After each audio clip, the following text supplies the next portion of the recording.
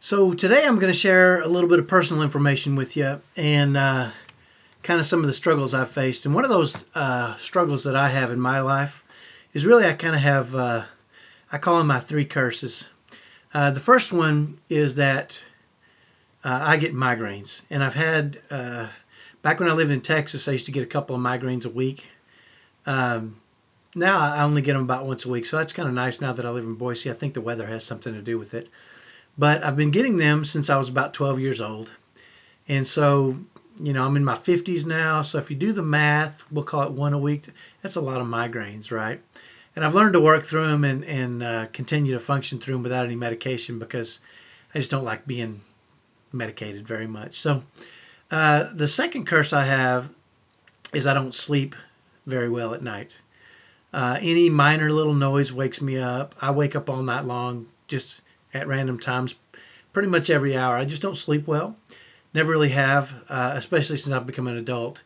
And that leads to my third curse, which is I never wake up feeling good. It's always a struggle for me to get up. Now, I get up because I have to and I have responsibilities, but I just as soon not get up. I just as soon sleep. But one of the side effects of waking up all night long is that, we all dream all night long, basically. I don't know the science behind it, but a lot of us have dreams we just don't remember because we sleep through the night and we'll go in and out of different dreams. But one of the side effects of waking up so often is I remember a lot of my dreams. And most of my dreams, I'm not one of these guys that believes that your dreams really mean anything. I think it's just my mind wandering and going down stupid, silly paths. That's what I think. I hope my dreams don't mean anything because I'd be in real trouble if they did. Because most of my dreams are just really cuckoo. Like, I'll give you a couple of quick examples. One of the funniest dreams I've ever had is I found myself in this dream standing at the bottom of a big set of stairs with my wife, and it was kind of like the stairs that come down from like Cinderella, those big giant stairs in a palace. And so we happened to be in a palace, my wife and I, and we're standing there, and there was a big circle of people.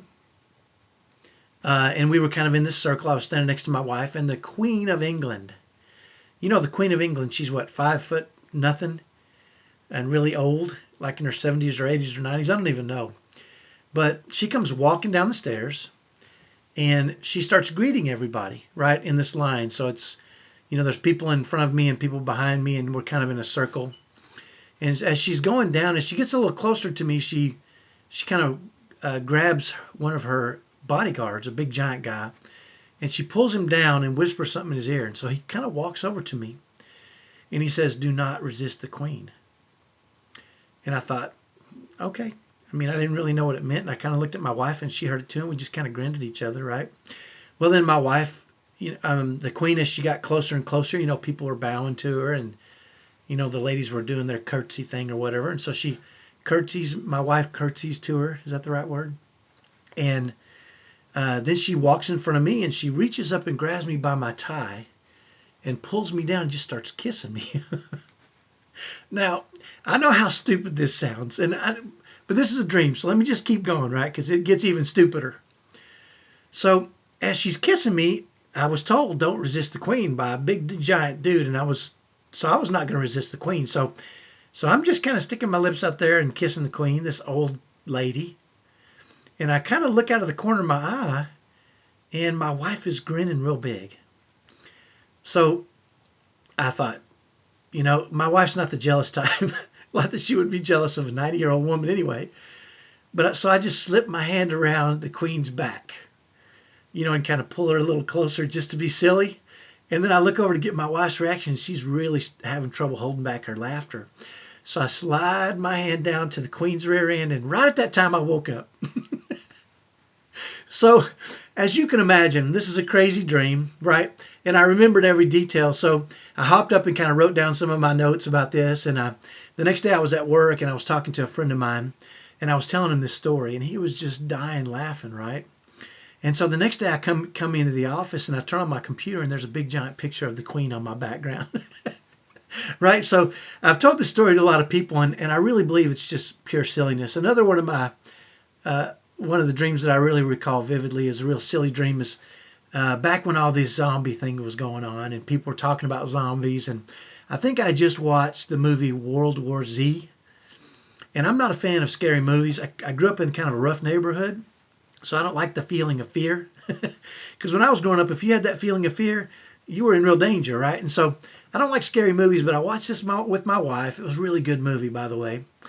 And that night, I'm sleeping, and I have this dream that I'm in this big house with a bunch of people, and zombies start smacking the window, right? Like they're trying to get in. Kind of like World War Z, these crazy running real fast zombies. And so I'm thinking, oh crap. So we grab everybody and we run up this big flight of stairs, big giant flight of stairs. And about that time as we do, the zombies start shoving on the door, and you can tell they're going to break through.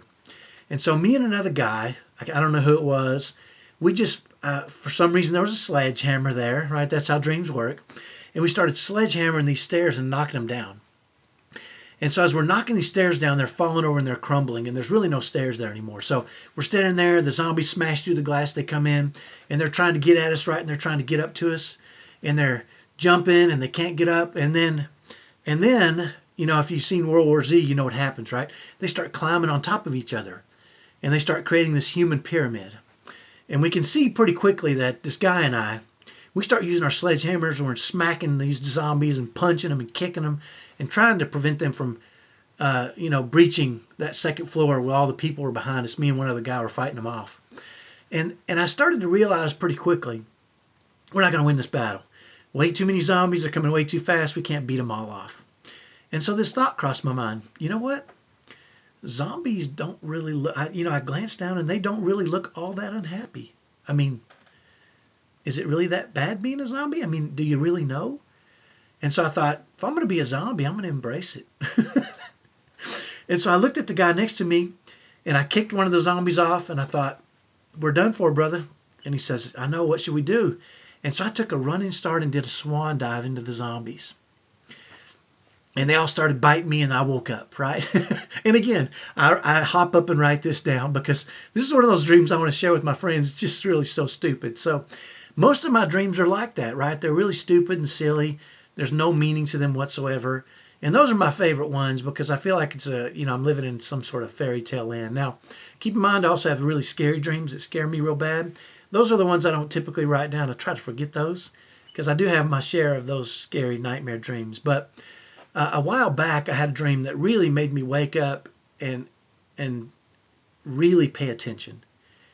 And so in this dream, my wife and I are in the front seat of a big giant, one of these big giant new vans, one of these big, Mercedes vans driving somewhere. And we don't live in an area that has a lot of mountains, but we happen to be in an area that there was a lot of mountains, and there was a lot of peaks rising up around us. And so we were driving on this mountain road, and then in the back was my two sons that are on the autism spectrum. And behind them in the way back were my two 12-year-old twins, Jack and Chloe. And so we were all looking at the mountains, and we were all dressed in our Sunday best. So I think I can remember we were going somewhere to go to church with somebody that we knew. Must have not been here in Idaho. Maybe it seemed like the surroundings kind of looked like maybe it was in Zion National Park in Utah. If you've ever been there, you know that drive. It's really treacherous. You're driving along the edges of really steep, sheer cliffs. And so as we're looking at all these beautiful, mountains coming up, and some of them still had snow on them, the next thing I know, I had driven off one of these cliffs. And we were free falling. And I remember thinking, we're going to die. This is it. We're going to die. And I thought, the first thing that crossed my mind was, am I ready to meet God? That was the first thing that crossed my mind. Am I ready to meet God? Because I'm about to meet God because I'm dying. The second thing that crossed my mind was, have I done anything this past week that I shouldn't do? And it's funny because I'm not sure that's what I would have thought had this really happened. I would have probably just been frozen in fear. But these are the things going through my mind. And then I thought, you know what? I get to see my dad. And it really made me happy. And so I glanced over at my wife, who was screaming. And her name is Shelly. And I said, hey, Shelly, it's okay. We're going to die, but that's okay. We're together. We're going to go see Heavenly Father. and we're going to be in a better place. It's going to be great. And she looked at me and she kind of like rolled her eyes like she does when I'm way too optimistic. And then she kind of grinned back at me, right? Well, then I glanced back at my 4 kids in the back and they were just frozen, locked into their seats, frozen in terror. And I said, hey guys, it's going to be okay. We're going to go meet our Heavenly Father and He loves us. And it's going to be great. This is a new, exciting adventure for us. And as soon as I said that, they all started smiling at me. And I looked back and we were still falling, right? This is a dang high cliff. All this is going through my mind. And then I thought of my 2 oldest sons. My oldest son, Alec, is married now. He's been married for a couple of months. And my second son is going to get married here soon. And they're kind of on new chapters of their life. And they weren't with us. And I was thinking, oh my goodness. I started worrying about them a little, right? Are my 2 oldest sons, are they, when they find out that the rest of their family has passed away, are they going to turn to their Heavenly Father for comfort? Or are they going to turn away and be bitter and ask God, why did you do this to me? And I thought, have I prepared them to turn to their Heavenly Father when things get tough? And that's the thing that crossed my mind. And then I thought of my brothers and my sister, and I thought, have I shared with them how much I love them and the testimony I have of the afterlife? And I want to be with them. And have I shared with them enough information and invited them to really do the things that they probably need to do, that we all need to do to live with God again, right? And this is going through. And then I thought, have I done all I should in this world, right? Are there people that I need to talk to? Are there people that I can brighten their days and brighten their worlds? Is there information I need to share that can help other families learn to thrive like we do? And then I looked back and I thought, man, this is a steep cliff. We are still falling, right? There's no way we're going to survive. And then I thought, if we survive, this is going to be horrible, right? I'd rather just all of us pass away right now and be in a better place. And then I thought, man, this is a really tall cliff, Dad. And as I thought that, I woke up. And I remember just waking up and I was soaked in sweat, but I was smiling from ear to ear thinking, hey, that was just a dream, right? Now I've got a second chance, right? So I hopped up and I started writing down all my thoughts. Who do I still need to talk to? Who do I need to share stories with? Who do I need to talk to? Who do I need to become closer to? Who do I need to forgive? Who do I need to ask for forgiveness from? And I really just started writing down my thoughts and all these different, and people that popped into my mind, I wrote their names down. And, next thing I know, it's 2 hours later. This happened about 3 a.m. Now it's about 5 a.m. and I'm really getting tired now. And so it was probably about 3 or 4 pages, full pages of things and people and ideas that I had in that moment. And here's what I find really interesting is right now, the next day I woke up and I was fired up, right? I was just excited about having my list and being able to go after these people and go after these things and really pursue my second chance. And it really has motivated me to really work harder and try harder and become better and really try to be a better person and be more loving and kind and friendly and all those things that I know I've been blessed with to share with other people. But Sunday, we as a family typically sit down and we have, since we can't go to church right now because of the COVID thing, we have a little church meeting where we all sit down and we talk about spiritual things. And I shared this story with my family so that they would know, especially my 2 oldest sons, that I cared, that my family would understand, this dream and how I felt. And obviously part of it was just to share a story. A lot of times at our Sunday meetings, I'll share experiences, life experiences or stories because my kids seem to like that. And how those experiences have affected me and kind of tie in those spiritual things. But in this case, as I was telling this story, I looked over and my son Jack, who's 12 years old, I saw a tear coming down his eyes. And so I didn't address it right then, but afterwards I said, would anybody else like to say anything? And Jack told me, he said, you know what, Dad, there's hard things in our life, but I love our family. And I know everybody here loves each other. And no matter what, that's the most important thing.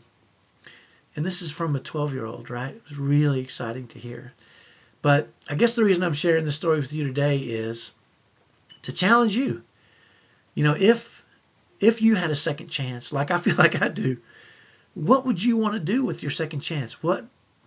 How would you try to become better? How would you extend yourself to other people?